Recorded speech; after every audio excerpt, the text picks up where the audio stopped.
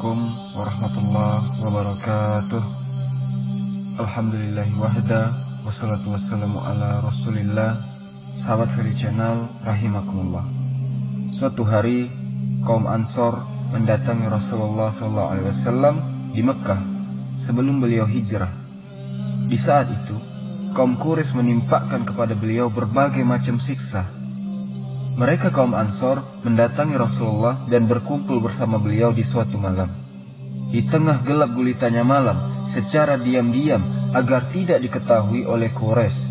Mereka kaum Ansor tahu bahwa semua orang memusuhi Rasulullah SAW, bahwa kaum Quraisy yang tidak lain adalah paman dan kerabat beliau sendiri menyiksa beliau dengan berbagai macam siksaan. Rasulullah SAW kemudian membaiat mereka dalam sebuah baiat yang agung. Di antara isinya adalah an yu'minu billahi ta'ala, agar mereka beriman kepada Allah Ta'ala dan meninggalkan apa yang dulu disembah oleh nenek moyang mereka, serta membela beliau sebagaimana mereka membela anak, istri dan diri mereka sendiri. Kemudian mereka berkata, "Ya Rasulullah, wahai Rasulullah, demi engkau kami memutus tali yang dulu kami sambung, dan demi engkau kami bermusuhan dengan semua orang. Jika kami melakukan itu semua, apa imbalan yang akan kami dapatkan?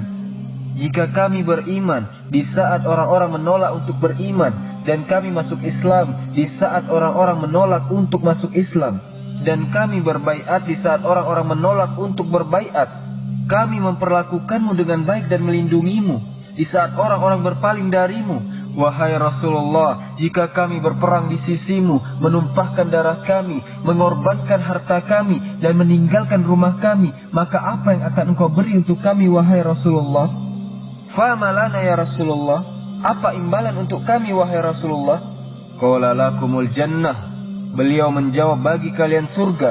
Lakumul jannah, nuktah, intaha lakumul jannah, bagi kalian surga, titik, itu saja, bagi kalian surga. Mereka berkata, alangkah menguntungkannya dagangan ini, wahai Abul Qasim. Kami tidak akan membatalkan dan tidak minta dibatalkan. Kami tidak akan membatalkannya dan tidak akan minta dibatalkan. Hati para sahabat radhiyallahu anhum sejak awal keislaman mereka telah dipenuhi kerinduan pada negeri akhirat, dipenuhi kerinduan pada surga dan segala yang Allah siapkan di dalamnya. Suatu ketika Rasulullah SAW berkata kepada seorang laki-laki, berikan pohon kurma itu kepada anak yatim ini.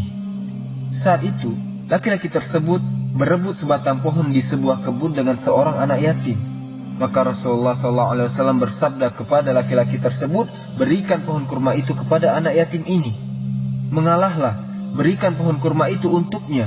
Namun laki-laki tersebut menolak, tidak mau memberikannya. Rasulullah SAW bersabda, a'tihin nakla, walaka biha nakla, tumfil jannah. Berikan pohon kurma itu dan untukmu pohon kurma di surga sebagai gantinya. Namun cinta laki-laki tersebut kepada kebunnya telah membutakan dirinya. Lantas ia menjawab, la, tidak wahai Rasulullah, tidak akan kuberikan. Tiba-tiba Abu Dahda berdiri, kemudian ia berkata, wahai Rasulullah, jika aku membeli pohon kurma itu, lantas aku berikan pohon kurma itu untuk anak yatim ini, apakah dengan itu bagiku pohon kurma di surga? Rasulullah SAW menjawab, ya. Lalu Abu Dahda berkata kepada laki-laki tadi, wahai pemuda, tahukah kamu kebunku? Sebuah kebun yang tentu saja di dalamnya banyak pohon kurma dan juga pohon lainnya. Laki-laki itu menjawab, ya. Abu Dahda berkata, semuanya untukmu. Aku tukar kebunku dengan pohon kurma itu. Jual pohon kurma itu kepadaku. Maka laki-laki tersebut menjual pohon kurma yang sebatang itu dengan sebuah kebun penuh dengan pohon kurma. Kemudian Abu Dahda pergi ke kebunnya, membuka pintu rumahnya, dan memanggil istri dan anak-anaknya, lantas berkata, keluarlah kalian, aku telah menjual kebunku dengan sebatang pohon kurma di surga. Allah. Demikianlah keadaan hati mereka para sahabat, wahai manusia. Hati mereka terpaut dengan negeri akhirat yang Allah tawarkan untuk hamba-hambanya. Wallahu yad'u ila daris salam, dan Allah memanggil manusia ke negeri kedamaian, surga. Allah memanggil untuk kita memasuki surga itu yang Allah hias untuk hamba-hambanya. Allah berfirman, aku siapkan untuk hamba-hambaku yang soleh surga yang belum pernah dilihat mata, belum pernah didengar telinga, dan tidak sekalipun terbesit di hati manusia manapun. Allah menyebutkan surga di dalam kitabnya di 40 tempat. Allah hias surga itu untuk hamba-hambanya. Rasulullah menyinggung-nyinggung keindahannya di hadapan para sahabat. Beliau selalu menyebut-nyebutnya, mendorong para sahabat untuk mencintainya dan menjadikan hati mereka terpaut dengannya. Rasulullah SAW bersabda sebagaimana diriwayatkan Imam Muslim, sesungguhnya Musa AS bertanya kepada Rabb-Nya. Perhatikanlah bagaimana para nabi terdahulu juga terpaut hatinya dengan surga. Musa bertanya kepada Rabb-Nya, qala ya Rabbi, ma adna ahlil jannati manzilah. Wahai Rabbku, siapakah yang menghuni surga paling rendah? Allah menjawab, dialah orang yang memasuki surga di saat seluruh penghuni surga telah mengambil tempat mereka di surga. Ketika ia memasuki surga, dihayalkan di kepalanya seakan-akan surga itu telah penuh. Lantas ia berkata, wahai Rabbku, engkau memasukkanku ke surga setelah seluruh manusia mengambil tempat mereka dan mengambil bagian mereka. Allah Ta'ala menjawab, ya abdi, wahai hambaku, apakah kamu ridho jika aku beri untukmu kerajaan sebesar kerajaan yang dimiliki raja teragung dunia? Qala raditu ya Rabbi, ia menjawab, aku ridho wahai Rabbku, raja teragung sejak awal dunia diciptakan sampai terjadinya hari kiamat, seperti yang dimiliki raja teragung dunia, mulai dari istananya, singgasananya, dan kenikmatannya untukku?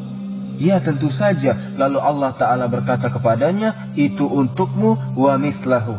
Bahkan ditambah satu lagi seperti itu. Orang itu menjawab, raditu Rabbi, aku ridho wahai Rabbku, yakni bagimu 2 kali lipat kerajaan yang dimiliki kerajaan raja teragung dunia.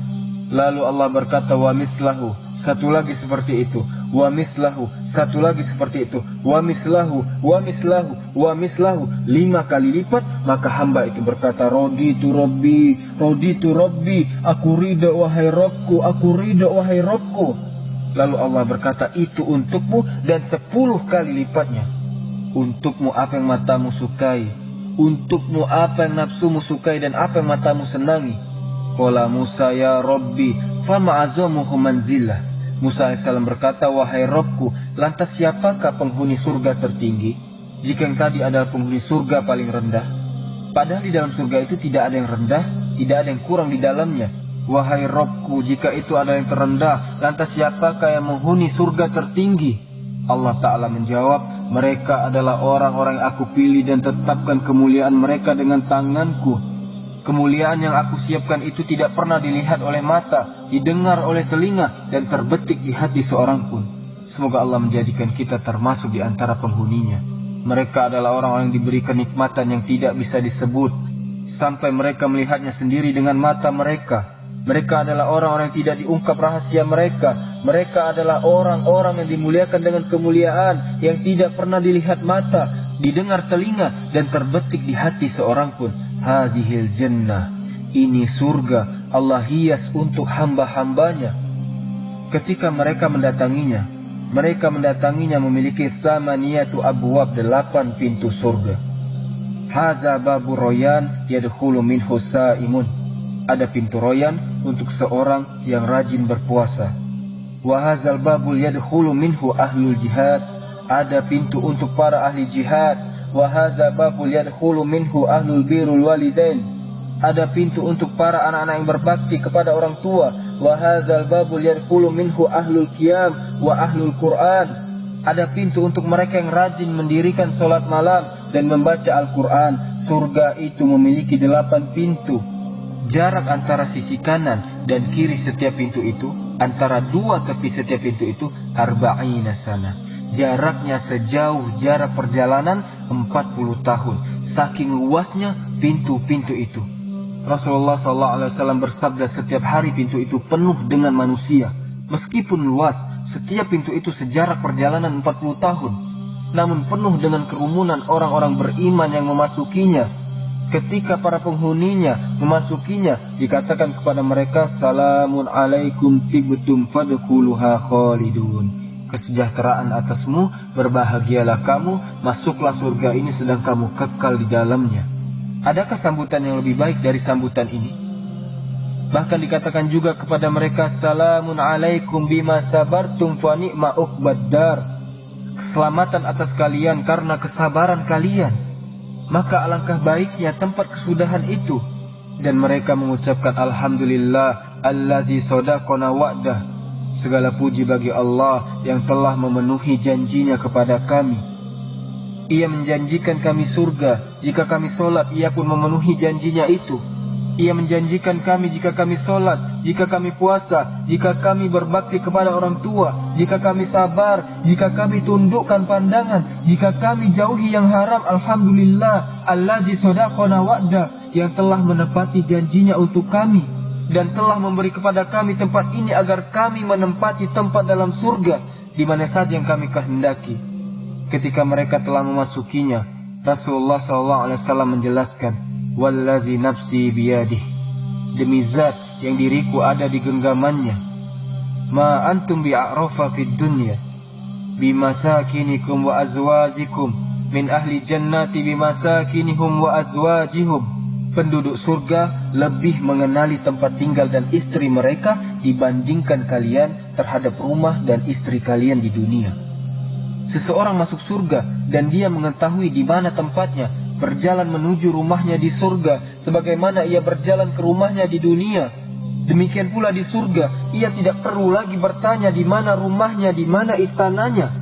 Ia mengetahuinya begitu saja sebagaimana ia mengetahui rumahnya di dunia. Allah Ta'ala berfirman dalam Quran surah Muhammad ayat 6, wa yudkhiluhumul jannata arrafaha lahum, dan ia memasukkan mereka ke dalam surga yang telah diperkenankannya kepada mereka. Kemudian mereka melihat pohon-pohonnya. Setiap pohon di surga batangnya dari emas. Mereka melihat bangunan-bangunannya, semua bangunannya terbuat dari emas dan perak. Mereka melihat pohon-pohon yang besar. Di surga terdapat pohon yang bayangannya tidak dapat dilampaui perjalanan selama 100 tahun. Di surga terdapat kemah bagi orang-orang beriman yang terbuat dari mutiara. Kemah besar, situna milan, luasnya 60 mil, tingginya 60 mil. Di setiap sisinya terdapat istri-istri bagi orang beriman. Ia menggilir mereka tanpa saling melihat. Mutiara, mereka tinggal di kemah yang terbuat dari mutiara. Rasulullah SAW mengabarkan bahwa seorang laki-laki di surga meminta kepada Allah seorang anak. Ia berkata, Robku, sesungguhnya aku ingin seorang anak. Lalu Allah mengabulkan permintaan itu, maka dalam sekejap anak itu pun dikandung, dilahirkan dan tumbuh menjadi remaja.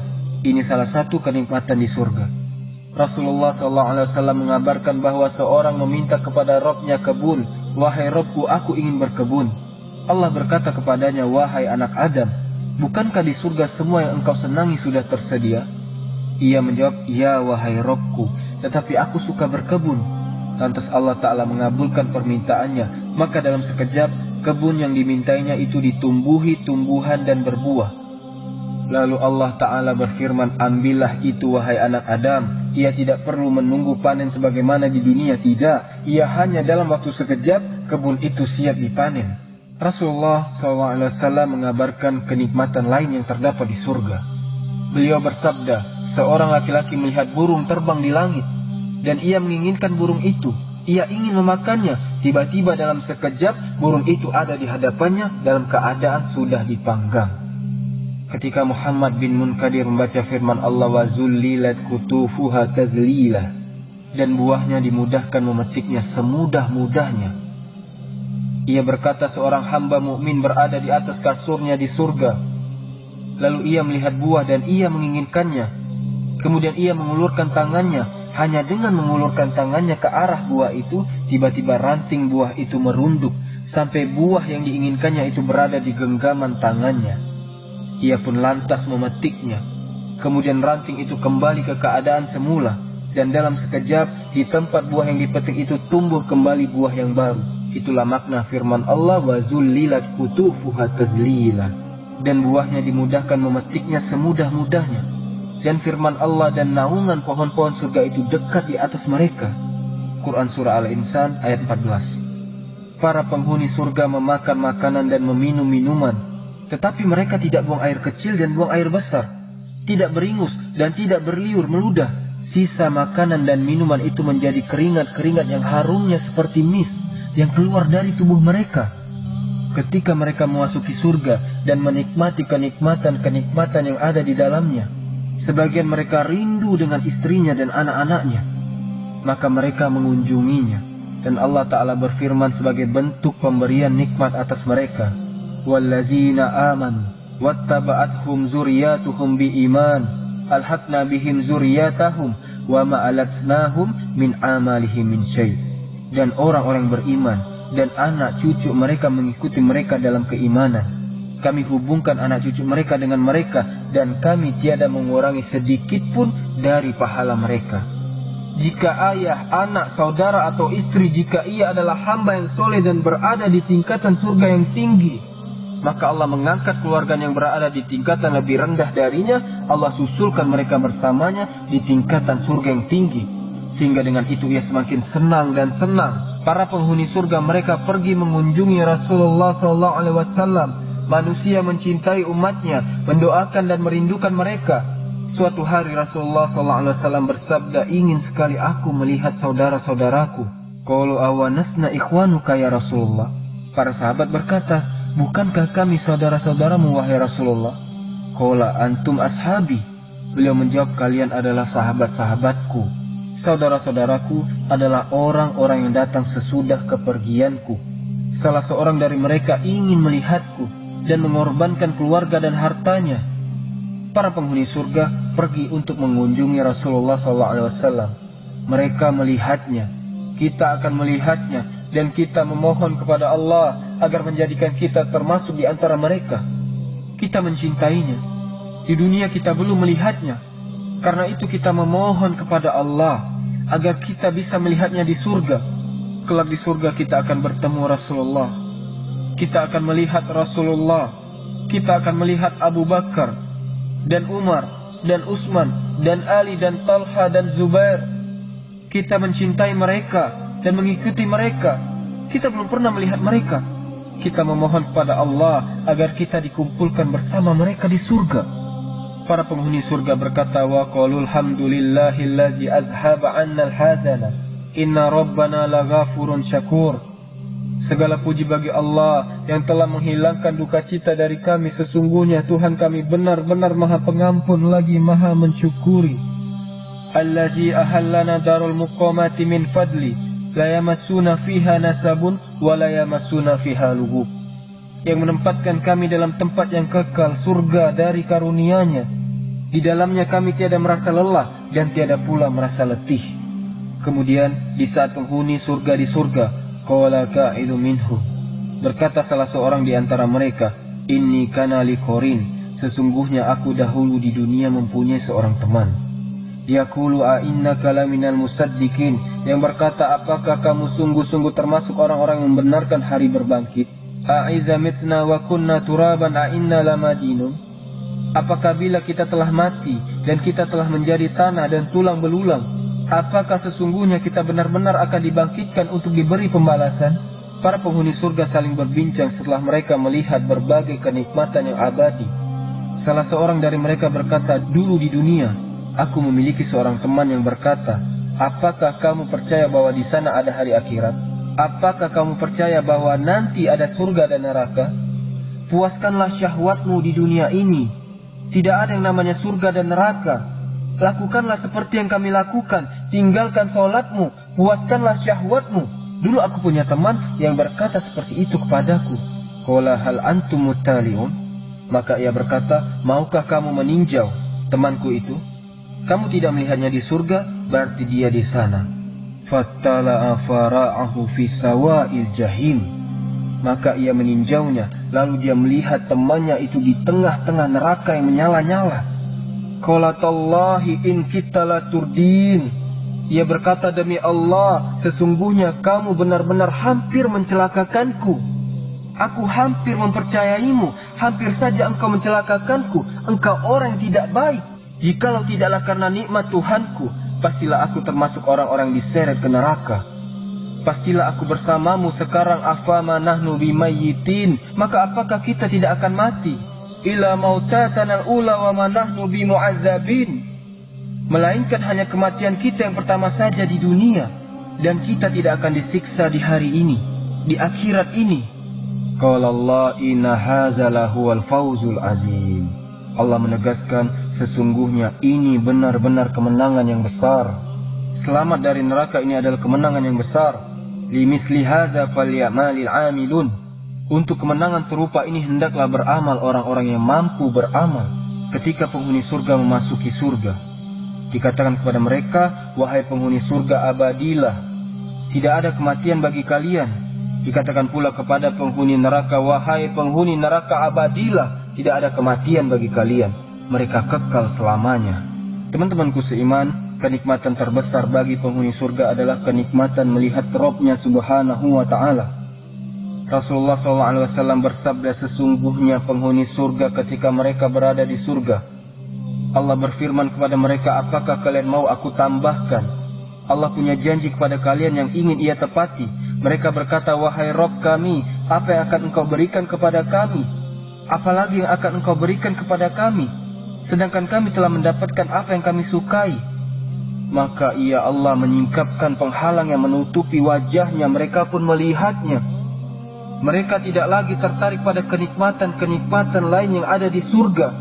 Selama mereka melihat wajah Rabb mereka Jalla wa'ala. Di surga mereka melihat wajah Allah. Teman-temanku seiman, di surga ada pasar.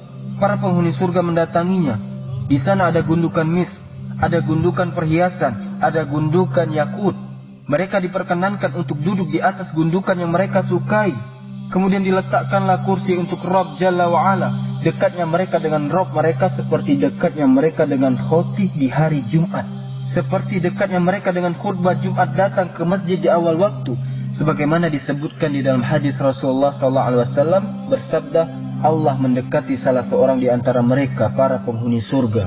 Lalu ia berkata kepadanya, wahai hambaku, ingatkah engkau hari ini dan itu? Ingatkah engkau di hari ketika engkau keluar melakukan dosa dan kemaksiatan? Ia menjawab, Rabbku, bukankah engkau telah memberikanku ampunan sejak dahulu? Karena sesungguhnya engkau maha pengampun. Allah menjawab, ampunanku yang telah menjauhkanmu dari siksa neraka jahim dan memasukkanmu ke surga. Kemudian lewatlah awan di atas mereka di pasar itu. Maka awan itu menurunkan apa yang mereka hendaki, lalu menghembuskan angin yang menerpa mereka, yang aromanya harum, tidak ada satu wewangian pun yang bisa menandinginya. Kemudian mereka kembali ke istri-istri mereka. Lalu keluarga mereka berkata, demi Allah, engkau telah bertambah rupawan melebihi kami. Mereka menjawab, bagaimana mungkin kami tidak bertambah rupawan sementara kami telah bertemu dengan Rabb kami. Terakhir, wahai teman-temanku yang semoga dirahmati Allah subhanahu wa ta'ala, Rasulullah SAW bersabda, al-jannatu aqrabul ila ahadikum min syiraki na'lihi wan naru misla zalik. Surga lebih dekat ke salah seorang dari kalian daripada tali sendalnya.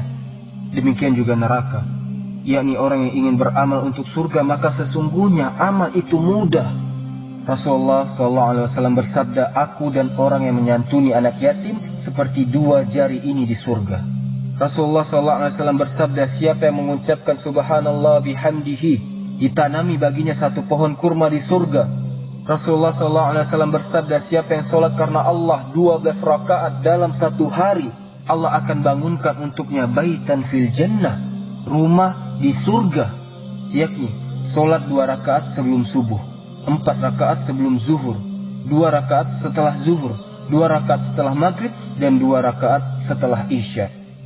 Orang yang menjaga sholat sunnah rawatib, Allah akan bangunkan untuknya rumah di surga. Rasulullah SAW bersabda, siapa yang membangun masjid karena Allah, meskipun seperti sarang burung katha.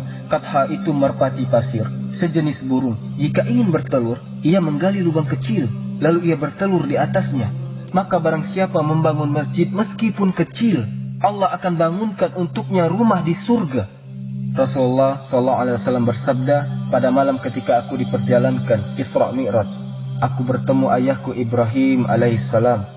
Ia berkata, hai Muhammad, sampaikan salam dariku untuk umatmu dan kabarkan kepada mereka bahwa surga tanahnya baik dan airnya segar.